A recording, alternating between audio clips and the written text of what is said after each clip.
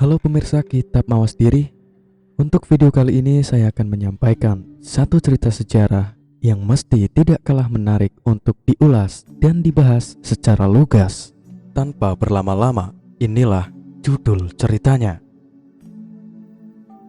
Gayatri, rahasia di balik kejayaan Majapahit.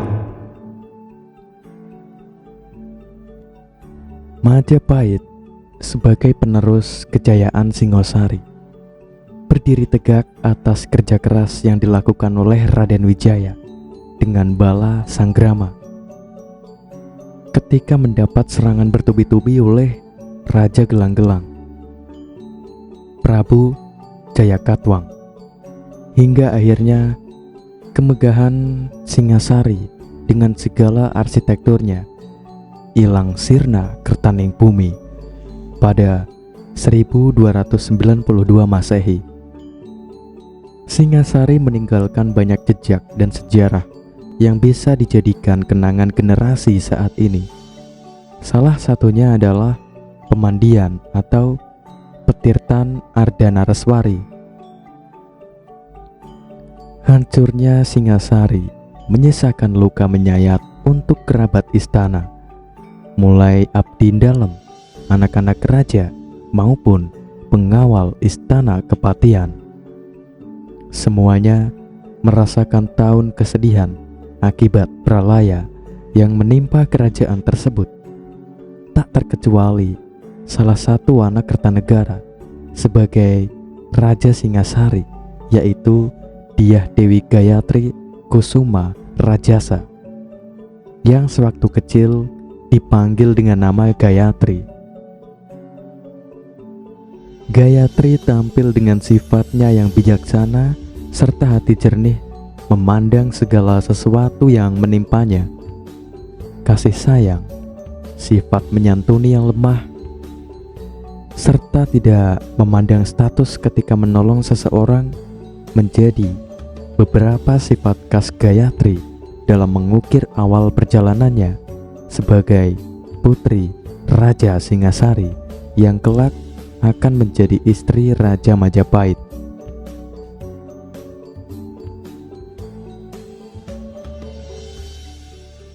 Bekal yang dimiliki Gayatri saat musibah banjir bandang dari Gelang-Gelang yang dipimpin oleh Prabu Jayakatwang dan patihnya, Kepo Mundarang, yang menghancurkan martabat keluarganya, sangat berharga untuk memulai kerajaan baru di Tanah Tarik dengan kerabat istana dan pasukan pengawal Raja Majapahit, Raden Wijaya.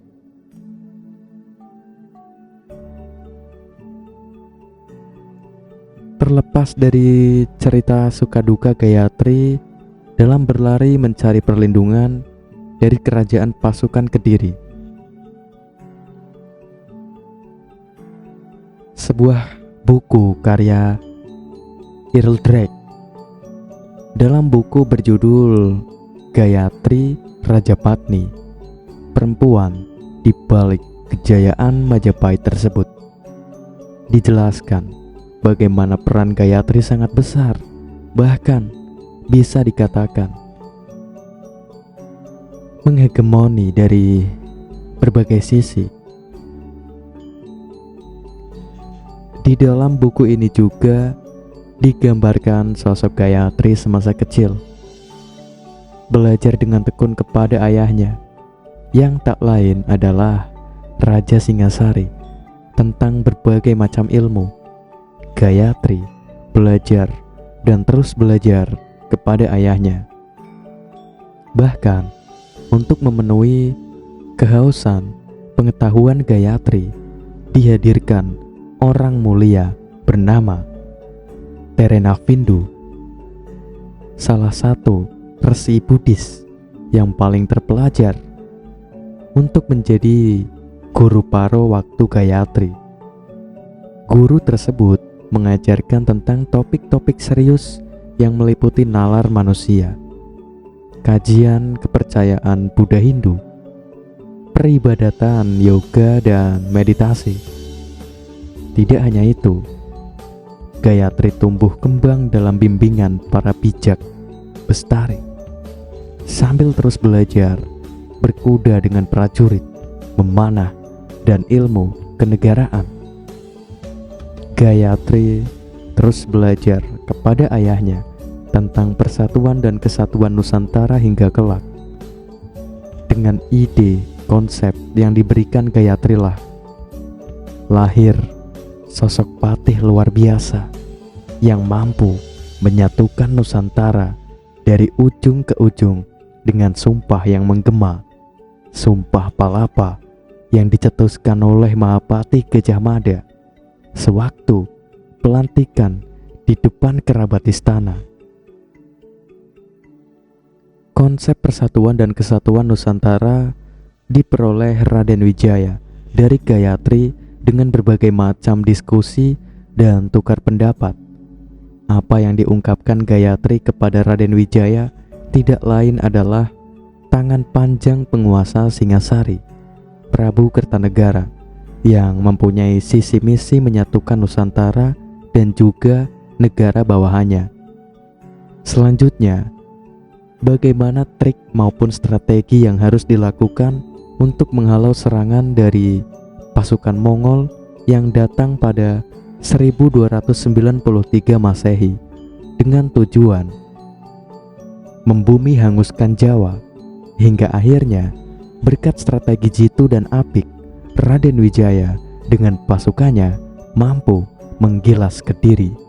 Sebagai balasan setimpal, dan pasukan Mongol sebagai bentuk perlawanan dan mempertahankan kesatuan dan persatuan Nusantara saat itu. Tak sampai di situ saja, fakta menarik selanjutnya bahwa pernikahan Gayatri dengan Raden Wijaya melahirkan dua putri, Tribuana Wijaya Tunggadewi dan Dyah Wiyayat.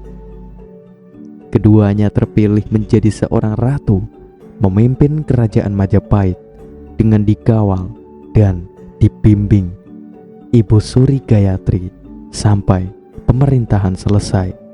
Puncaknya, kelak satu dari dua putri ini melahirkan cucu Gayatri, Hayam Wuruk, yang menjadi Raja Majapahit yang mampu menyatukan Nusantara melalui tangan Mahapatihnya, Gajah Mada, yang terkenal dengan Sumpah Amukti Palapanya.